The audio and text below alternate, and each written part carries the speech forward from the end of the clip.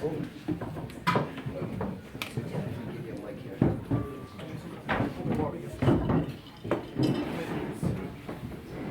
to stand over here? In case of fall. Hi people. Okay, everybody in Kildare knows me as the Leonard Cohen fan, and I can think of worst. Deaf people. I can think of worse things to be described than as the Leonard Cohen fan.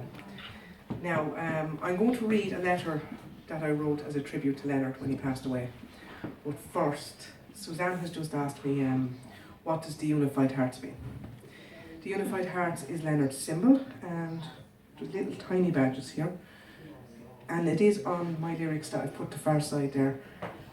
Basically, Leonard designed this symbol. It's the Star of David made into a unified heart, and for Leonard, anybody who is kind and treats others with respect and kindness is a member of the Unified Heart. Now, in 1984 was when he brought that symbol out, and he had a certificate and he got badges made. And he gave certificates and badges to people, and when he gave them, he said, "You are now a member of the Unified Heart Club," whatever you want to call it. But in 2013, when I met him, now I don't know who knows this, if anybody even here knows this, but after I met him, which will be in this, me and my friend Mandy, he went upstairs after we gave him gifts and came back downstairs. This was at the Gresham in Dublin. And we were standing outside and he just walked up with badges. Now, I don't have that with me because it's too precious, but it's the same, just a little bit smaller than that one there with the same colour. And he just, why is that doing that? Here, help me. You get to come over this way as well. Right there. Come over small. That's why I need something to lean up against. Let's really ruin the moment.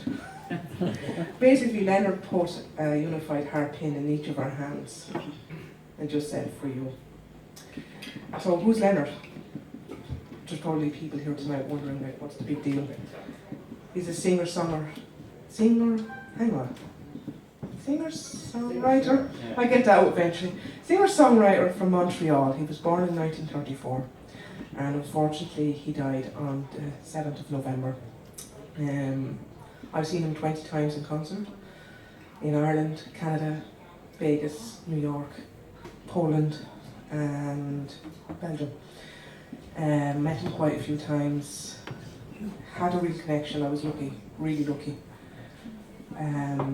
I wasn't going to do this, but I changed my mind. I'm going to read this letter because I think it says everything I need to say, and I'll read this now and then later I'll read a poem, but this is quite long, so anyone who stays listening, I really appreciate it. And Kieran, if I go on too long, tell me to shut up, yeah?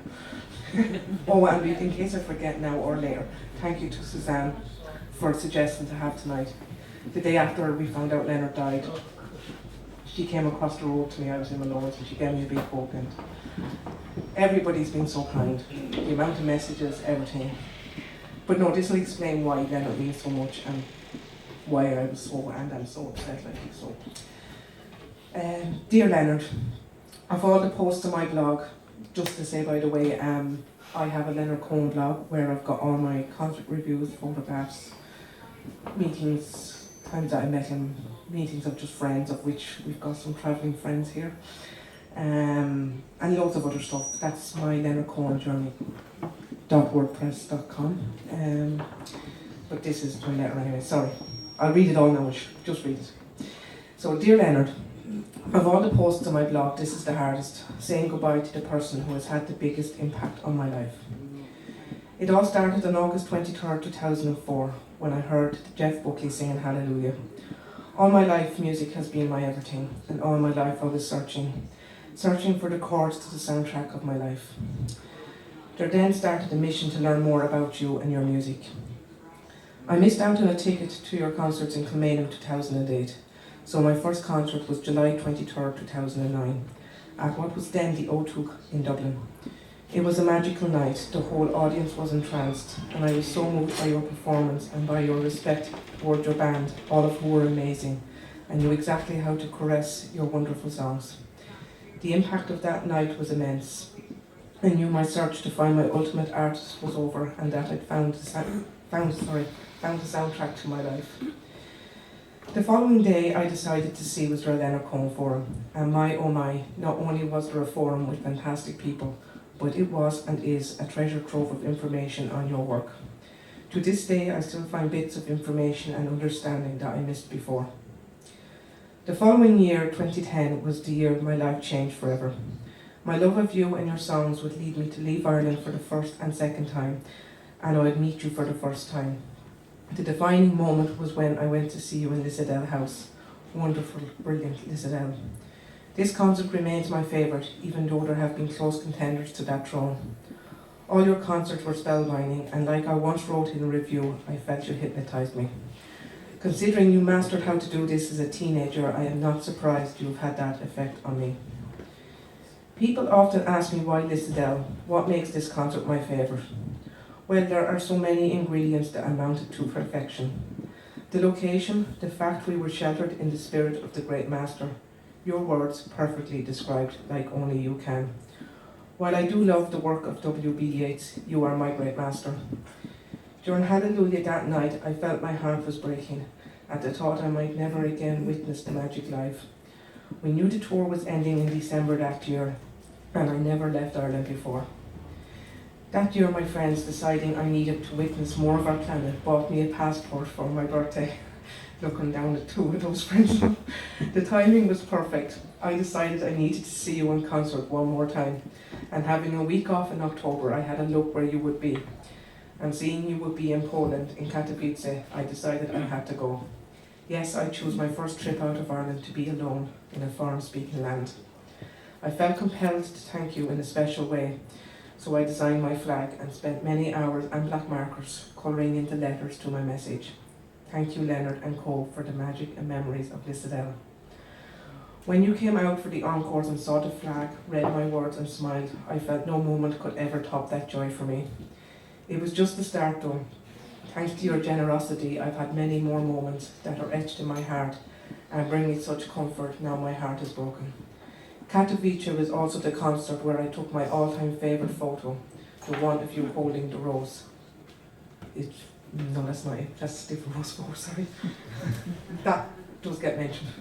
After Katowice, and with only a few weeks to the final concerts in Las Vegas, with me and an empty bank balance, a friend planted an idea. Imagine going to Vegas and being there for what we thought would be your final concerts. I decided I had to apply for a bank loan and to let that decide if I could go. I didn't really need any other persuading, and a kind friend helped me with the rest of the cost. Those concerts were sublime. I did a lot of crying and laughing and crying. I had one wish, to meet you, to say a personal thanks for how you changed my life. That dream came true on December 12th, the day I learned dreams can come true, which was 6 years ago, a couple of days ago, so very emotional. The day I learned dreams can come true. While you signed some special items, including my flag and the lyrics of Hallelujah, I told you your songs and poetry caressed my soul. You seemed moved by this after you walked away and then returned to us. I told you of how your birthday that year we placed a plaque at a Canadian maple tree planted in your honour in Lissadell by 4 members. I was stunned to see tears in your eyes. You were so humble and kind. Just tell it go. That's a joke. The timing of the 2012 tour was perfect for me, and I was blessed to be in a position to attend a number of concerts. The first 2 were your opening 2 concerts of the touring event. By this time I had a huge circle of friends and connection due to my love of your music, and it was through this I was offered a place to stay. The day of the second concert, we took our host for lunch at the hotel where you were staying, and I couldn't believe my luck when we saw you approaching. Being able to speak with you again was so amazing. The fact that you remembered me from Las Vegas made it all the more special. Next up for me was the 4th concert in Kilmainham. After having to miss the second Lissadell concert, I had vowed I'd never miss one of your concerts on our island again. Being outdoor concerts meant we could listen to sound check. I loved your sound checks. They were longer than most other artists' concerts. I had come with your gift for your birthday and was very happy to be able to give them to you before the sound check for the second concert. I almost forgot to give you a Sainsbury's that I had in my pocket, but thankfully I remembered, and you were touched by my kindness. But I could never thank you enough for your kindness. That's one of the things. It was on the following day, a day off from the concert, that I had the idea to give you roses before the final Camino concert. Sorry, I can't get used to this mic. Seriously, Mike? Get busy, mics. I waited patiently So I waited patiently to speak to you, wanting everyone else present to have the same wonderful memories that I have. And there's 2 people here with those memories that very day. Okay, Gwen, shut up and just read, because I'm lost. When you turned to me and said, "Now Gwen, I nearly died and went to heaven." While I knew you remembered me, I was so moved you remembered my name. I gave you the roses, thanking you for everything.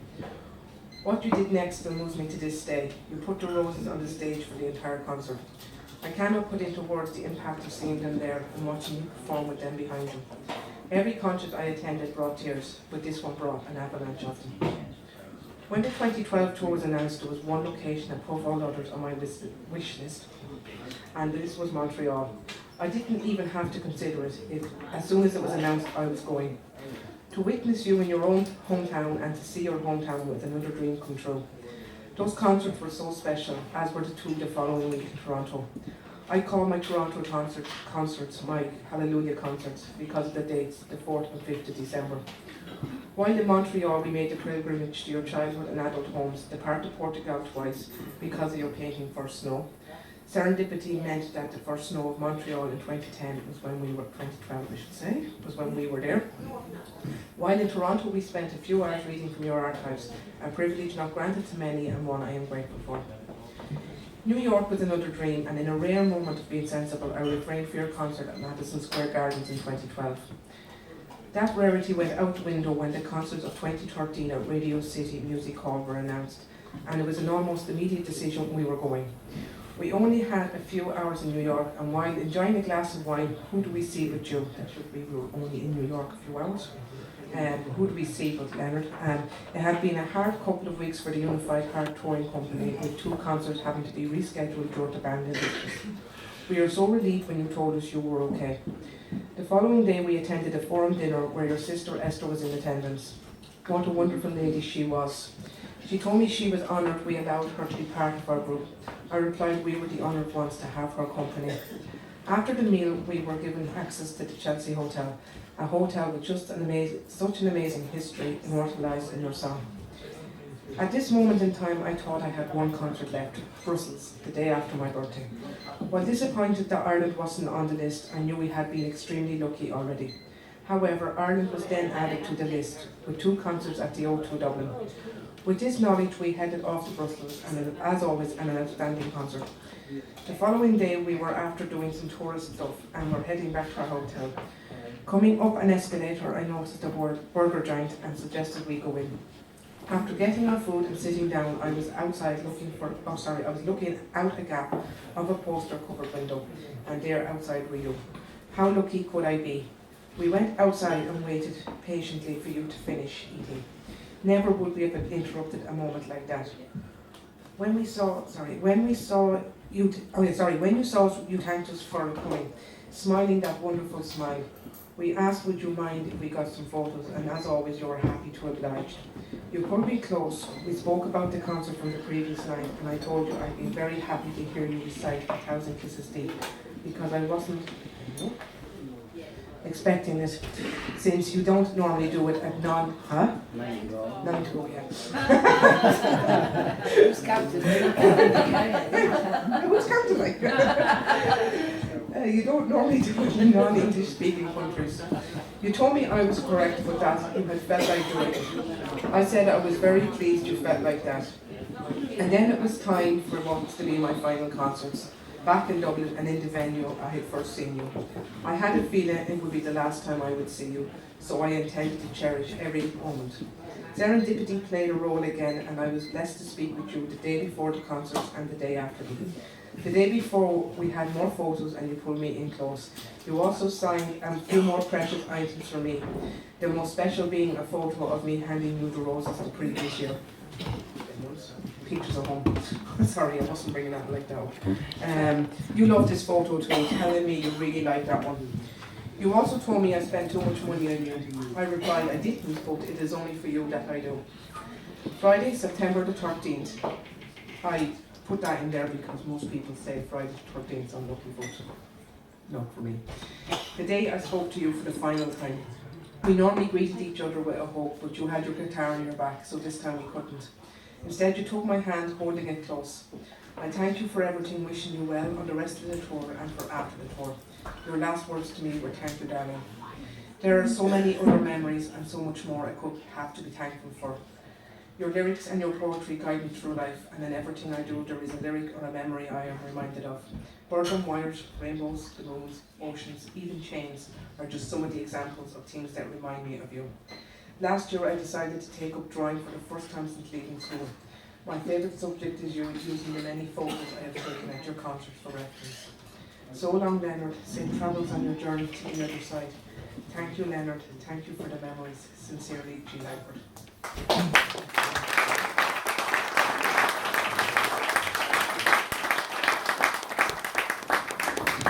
Thank you all for listening. I really appreciate that as Leonard would say, the kind attention. I'm going to hand you back to the boss now, wherever he is. And later on I will read my favourite poem. Until then, have a great night and thank you for coming.